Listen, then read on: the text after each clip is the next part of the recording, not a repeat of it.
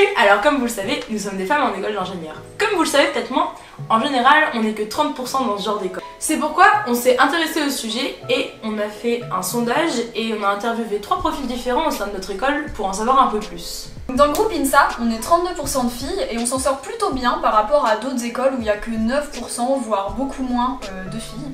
Donc ce chiffre il est toujours en progression, mais on est quand même encore loin de la parité, des 50%, et en plus on remarque au sein même des écoles une disparité au niveau des filières, puisque les filles elles ont plus tendance à s'orienter vers des filières de chimie ou encore d'agronomie, et pas vers de l'informatique ou de la mécanique par exemple. Passons maintenant à la fameuse minute stat.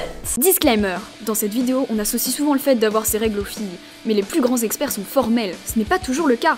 D'après cette démonstration très compliquée avec des cosinus hyperboliques et des binômes de Newton, l'hypothèse fille égale règle n'est pas vérifiée. Pour commencer, on tenait à remercier les 76 merveilleuses personnes qui ont répondu à notre sondage. Il faut d'abord savoir que 34% des femmes ne notent aucune différence dans leur relation avec les profs et l'administration, 66% n'ont pas pris en compte la disparité des genres dans leur choix d'orientation, mais 30% considèrent que cela les a un peu influencés, consciemment ou non. 57% des femmes interrogées estiment ne pas être victimes de slut-shaming, mais 7% disent en souffrir. Beaucoup de filles ont fait remonter leur insécurité, elles se font aborder le soir, n'osent pas rentrer toutes seules, se font klaxonner et elles sont souvent victimes de remarques inappropriées, que ce soit dans la rue ou même au sein de l'école, par les professeurs et les autres élèves.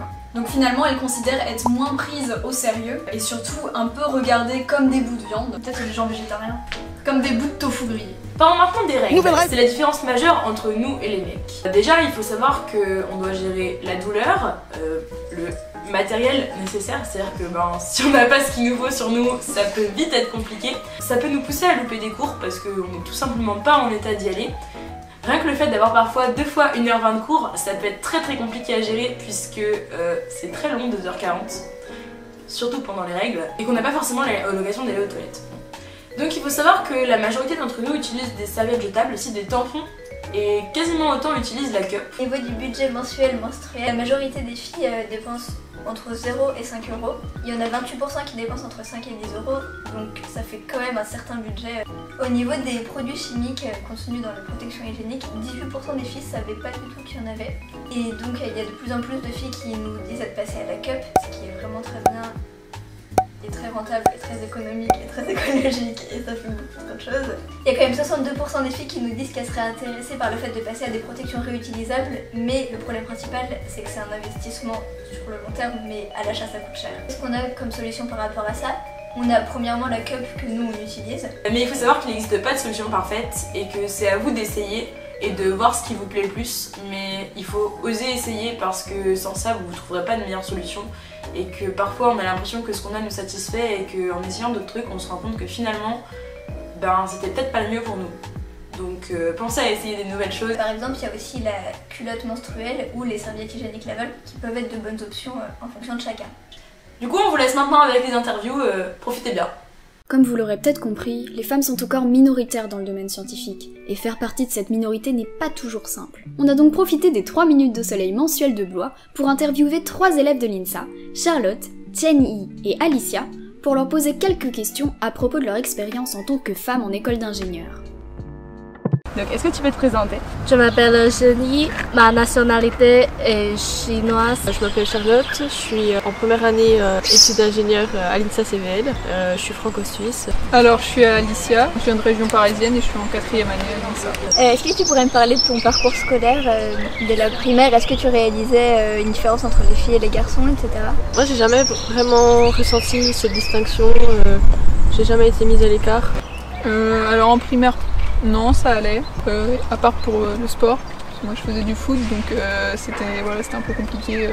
La récréation c'était la fille, elle va dans les buts parce que c'est une fille quoi, donc voilà. Ensuite au niveau lycée, collège, j'ai pas eu plus de problèmes que ça vis-à-vis de ça, à part en sciences d'ingénieur où on était 4 filles sur 35 et donc forcément c'était un peu compliqué et les garçons n'étaient pas toujours très bienveillants.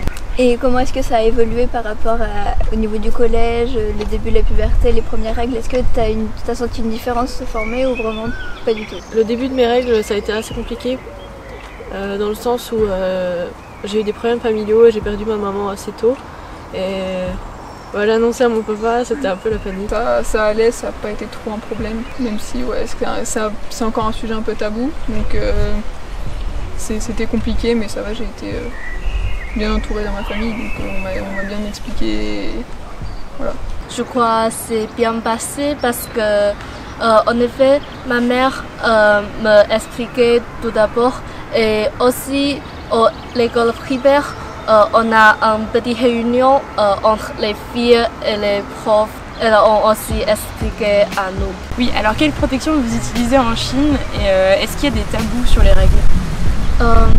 La plupart des femmes utilisent serviettes hygiéniques. Et je pense que c'est pas un tabou parce que au collège et au lycée j'habitais au dortoir et parfois les filles parlent de ce sujet. En arrivant en école d'ingé, tu as ressenti une différence par rapport au fait qu'il y avait moins de filles peut-être, etc. Je pense que s'il y a moins de filles, c'est aussi par manque de motivation de leur part, mais qu'il n'y a pas forcément de discrimination au niveau de la sélection. Parfois, on peut en soirée oui, être un peu plus ciblé du fait qu'il y a très peu de filles. Dans l'ensemble, il y a quand même une très bonne entente, une très bonne ambiance, de l'entraide entre tous. Même au niveau des profs, on est vachement bien encadré, aidé, soutenu. Et est-ce que toi, tu as remarqué une évolution positive ou négative sur ton éducation par rapport à l'éducation qu'il y avait à l'époque de tes parents? Oui, quand même, on nous encourage déjà plus à faire des études, c'était pas forcément le cas avant. On prend plus facilement notre indépendance, je trouve, qu'à l'époque. Et il y a beaucoup de choses qu'on peut faire que nos mères faisaient pas forcément, notamment au niveau du sport. Il y a plein de sports qui sont maintenant accessibles. Voilà, moi je suis une grande fan de foot et c'est vrai qu'il y a quelques années c'était quand même très très compliqué. Même moi quand j'ai commencé c'était compliqué. Donc voilà, oui c'est vrai que par rapport à nos parents on est plus égal vis-à-vis des hommes que nos mères pouvaient l'être à l'époque, donc c'est déjà pas mal. Et dans ta famille, comment c'est vu le fait que tu viennes faire des études d'ingénieur en France? Mes parents me soutiennent pour aller à l'école d'ingénieur en France. Tout d'abord parce que j'aime la science et ma père est ingénieur électronique. Est-ce qu'il y a eu un certain moment où tu as commencé à te poser des questions sur la féminité? Est-ce qu'il y a eu un déclic? Est-ce que tu as remarqué une éducation différente par rapport à ton frère? Choses comme ça. Je pense que c'est une constante évolution, un épanouissement, une réflexion personnelle qui évolue au fil des expériences, des rencontres. On s'en rend pas forcément compte, ou tout simplement parfois ne pas accepter tout ce qui se passe. Je sais pas vous, mais à Blois, quand tu rentres le soir ou même la journée, en plein jour, tu rentres avec tes courses, tu peux te faire, y a une voiture qui s'arrête, tu te fais accoster, t'as des réflexions. Enfin, c'est inadmissible parce que à cette époque-là, on devrait absolument plus en entendre parler. À l'INSA, on n'a pas vraiment cette distinction d'hommes et femmes, mais je pense que c'est pas le cas partout. Il y a toujours des discriminations, on l'entend. Peut-être qu'à l'INSA, il y a un état d'esprit plus ouvert, une prise de conscience que les filles peuvent faire tout aussi bien que les autres, qu'on peut laisser les filles tenter leur chance pour essayer d'améliorer les choses tous ensemble. C'est pas un combat, c'est une cohésion, une alliance pour un monde meilleur. J'ai vu, quand j'ai fait mon stage de première année, où c'était un job d'été où j'ai travaillé dans une banque, et du coup, des fois en voyant les gens, je me suis retrouvée face à deux personnes qui faisaient le même métier, dans la même entreprise, tout. Et c'est là que je me suis rendu compte que c'était pas qu'une légende, que les femmes étaient vraiment moins payées que les hommes, à poste équivalent, et du coup, c'est là que j'ai commencé à me dire qu'il y avait pas mal de choses qui étaient pas normales. Pareil, le fait que, moi je le vois énormément à Paris, des filles qui sont toutes seules dans le métro, qui sont agressées, il y en a à l'appel, donc c'est pas normal et il y a beaucoup de choses qui vont pas. Du coup, c'est quoi ton rapport à l'égalité homme-femme? Est-ce que c'est un sujet qui a été abordé dans ton cadre de vie en Chine? C'est un sujet important et je crois que c'est plus égalité l'homme-femme dans les grandes villes que les campagnes. Dans les campagnes, les gens veulent avoir les garçons puis les filles. Au niveau de ton parcours À l'INSA, les stages que tu as pu faire, est-ce que tu as pu remarquer encore une fois un peu de sexisme et par rapport à l'insertion professionnelle, tu vois vraiment des différences ou pas? Par rapport à l'insertion professionnelle, ça dépend des secteurs. Il y a des secteurs qui au contraire vont rechercher des filles, donc ça c'est plutôt bien. Après, voilà, j'ai fait beaucoup de recherches à l'étranger. Là, après, en fonction des pays, je pense que oui, il y a pu avoir un petit peu de discrimination sur ce point-là. Est-ce qu'en Chine, il y a une aussi grosse différence entre le nombre de filles et le nombre de garçons dans les études un peu scientifiques comme celle-ci? Oui, c'est comme à l'école d'ingénieur, parce qu'en Chine, il y a juste les universités et dans les spécialités scientifiques, il y a beaucoup plus de garçons que les filles. Donc au final, qu'est-ce que tu penses qui pourrait être fait pour améliorer la condition des femmes dans la société? Il faut informer les gens, échanger. On est quand même au XXIe siècle et on vit dans un pays où encore on peut se considérer chanceuse, mais c'est vrai que dans certaines parties du monde, il y a encore des atrocités. Petit à petit, on voit quand même des femmes qui percent, qui se retrouvent en politique maintenant, dans des secteurs techniques, à des postes à haute responsabilité. Les choses avancent petit à petit et je suis assez confiante. Aujourd'hui, ce qui me fait encore peur, c'est plutôt les violences verbales, les agressions, on en parlait dans la rue. Dans n'importe quel secteur, dans n'importe quelle condition, dans n'importe quel contexte, dans n'importe quelle ville, il y a toujours des problèmes de violence, de discrimination. Et c'est aussi une question d'éducation. Je pense aussi que maintenant, dès à l'école, on nous apprend à respecter l'autre. On nous a aussi vachement tourné vers une évolution plus durable des choses dans le sens écologique, mais on nous éduque également pour tendre à cette égalité homme-femme et le respect des uns et des autres. Dans les lycées, il faut encourager les filles à postuler aussi si ça les intéresse. Voilà, mais je pense que oui, déjà commencer par les salaires, ce serait déjà pas mal. Et ça inciterait parce que c'est vrai que quand on se lance dans des études, on se dit on va faire les mêmes études, on va trimer tout autant que les mecs, et puis pour se dire qu'à l'arrivée on va être moins payé, c'est pas très motivant et ça peut décourager un peu quoi. Si les témoignages de Jenny, Charlotte et Alicia nous ont bien renseignés sur le parcours d'étudiante en école d'ingé, on a trouvé que ça serait intéressant d'aller en parler à une de nos profs, Madame Guégan, qui a terminé ses études et qui a sans doute plein de choses à nous dire puisqu'elle est spécialisée dans les sciences sociales à l'INSA. Est-ce que vous pourriez me parler un peu de vous, de qui vous êtes? Donc, je suis enseignante ici à l'INSA depuis 5 ans. En fait, avant, je travaillais dans le domaine agricole. Et puis en fait, j'ai décidé de me réorienter et de m'orienter vers tout ce qui était sciences humaines, parce que je suis ingénieur agronome de formation, mais j'étais un petit peu arrivée aux limites de ma première activité professionnelle, donc j'ai voulu faire un travail différent et un peu par hasard, je suis arrivée ici à l'INSA. Et du coup, vous êtes professeur de projet professionnel. Voilà, plusieurs matières en fait en lien avec les sciences humaines. Globalement en fait, moi je m'intéresse à tout ce qui peut amener les élèves à s'interroger sur eux-mêmes, à s'interroger sur les relations qu'ils ont avec les autres et s'interroger aussi sur les relations qu'ils ont avec la société. J'aime bien l'idée en fait que les ingénieurs soient conscients d'eux-mêmes et de ce qu'ils font. Et du coup, au cours de tout votre parcours, est-ce que vous avez remarqué des inégalités entre les hommes et les femmes? Alors des différences entre les hommes et les femmes, en fait, moi j'ai vraiment alterné entre des cursus très scientifiques jusqu'à la terminale parce que j'ai fait un bac maths. Et après je suis partie en prépa littéraire, donc c'était vraiment très féminin. Après j'ai fait de la géographie, donc là c'était à nouveau très masculin. J'ai fait aussi de l'ethnologie et de la sociologie, donc là ça redevient féminin. Je suis partie en école d'agro, c'était un petit peu 50-50. Très international aussi. Et après j'ai travaillé dans le milieu agricole où il y a les personnes qui y travaillent sont beaucoup de femmes, mais nos interlocuteurs c'était essentiellement des hommes, les agriculteurs. Mais en fait, moi en tant que personne, j'ai jamais ressenti de difficulté du fait d'être une femme. En tout cas, je pense qu'il y a quand même beaucoup de stéréotypes de ce que les hommes doivent faire et ce que les femmes doivent faire et des métiers pour lesquels ils sont supposés être doués ou compétents. Et maintenant, en tant que professeur à l'INSA, est-ce que vous pouvez constater une différence au niveau de vos rapports aux élèves, à l'administration? Il y a quand même très peu de professeurs femmes à l'INSA. Effectivement, c'est un petit peu caricatural dans la mesure où les 4 enseignantes de sciences humaines de l'INSA, c'est 4 femmes. C'est vraiment lié aussi au fait qu'il y a beaucoup je pense, d'autocensure de la part des jeunes filles qui vont pas facilement vers des disciplines scientifiques pures. Et il y a beaucoup d'autocensure de la part des garçons aussi en fait, qui vont moins facilement vers des disciplines qu'ils considèrent comme étant plutôt le fief des filles. Donc ça c'est au niveau des enseignants. Après quand même c'est vrai que les élèves en fait ils se mélangent assez peu, hein. Je trouve que souvent les filles sont avec les filles, les garçons sont avec les garçons. Il n'y a pas énormément de mélange. Peut-être plus de mélange on va dire sur les dernières années d'école et encore. Bon mais globalement il y a quand même trop peu de filles dans nos écoles je trouve, enfin dans notre école ici à l'INSA, ouais.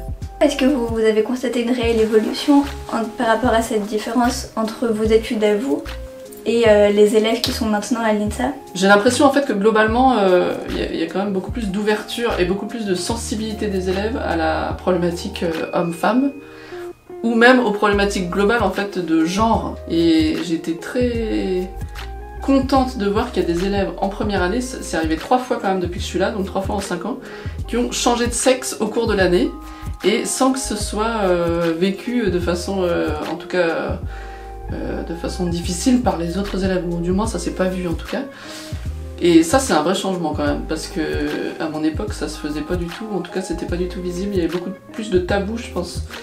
Là il y a quand même moins de tabous, les sujets sont plus abordés, les questions de discrimination, de harcèlement, de différence de traitement entre les garçons et les filles, c'est beaucoup plus abordé et tout le monde en a beaucoup plus conscience. Donc je pense que les garçons font beaucoup plus attention à ça, et les filles aussi globalement. Donc ça c'est plutôt bien.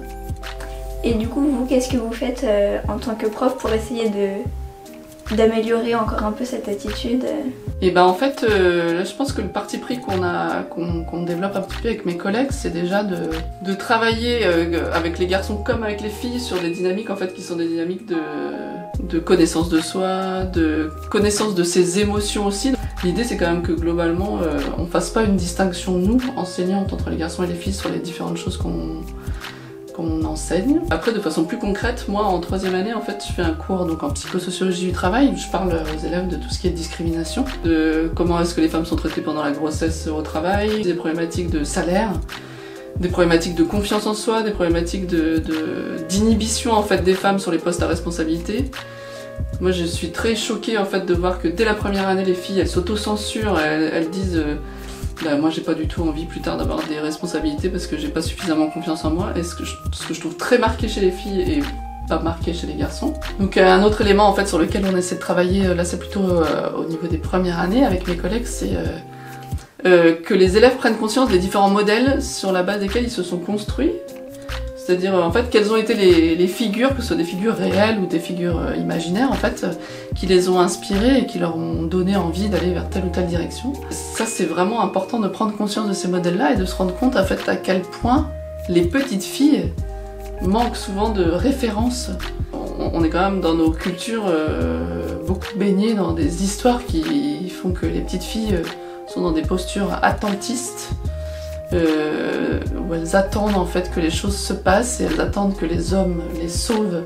Moi je constate que beaucoup de nos élèves en fait, quand elles sont en école d'ingénieur, c'est souvent qu'elles ont été inspirées par des personnes de leur famille ou des personnes en fait qui les ont marquées, que ce soit des femmes chefs d'État ou des femmes chefs d'entreprise ou des personnes de leur famille qui ont fait des carrières on va dire importantes. C'est quelque chose à développer en fait dans les écoles d'une façon générale, mais à mon avis il faudrait faire ça plutôt dès l'école primaire. Valoriser en fait les femmes qui ont eu des trajectoires qui sont intéressantes, même s'il n'y a pas de trajectoire plus intéressante qu'une autre au fond, mais en tout cas que ça puisse donner envie à des élèves ou donner confiance aux élèves filles d'aller vers les mêmes trajectoires. Les femmes continuent à porter l'essentiel en fait de la charge mentale au niveau domestique, ce qui je pense a beaucoup en fait d'impact sur le professionnel. Et donc en fait pendant très longtemps j'étais même assez en colère globalement contre le système, hein, pas contre des individus en particulier, mais parce que je trouve qu'on est encore loin du compte. Et donc pour conclure, est-ce que vous avez un message à faire passer? Je pense que c'est pas du tout une problématique à prendre à la légère, hein. Je pense que c'est importante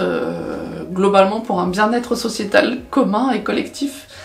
D'être attentif à nos façons de penser, à nos stéréotypes et la façon dont, de façon très inconsciente et souvent sans vouloir mal faire, en fait, la façon dont on catégorise les gens. Le message c'est plutôt d'y être attentif et d'essayer en fait de se déconditionner en fait de ces différentes façons de penser.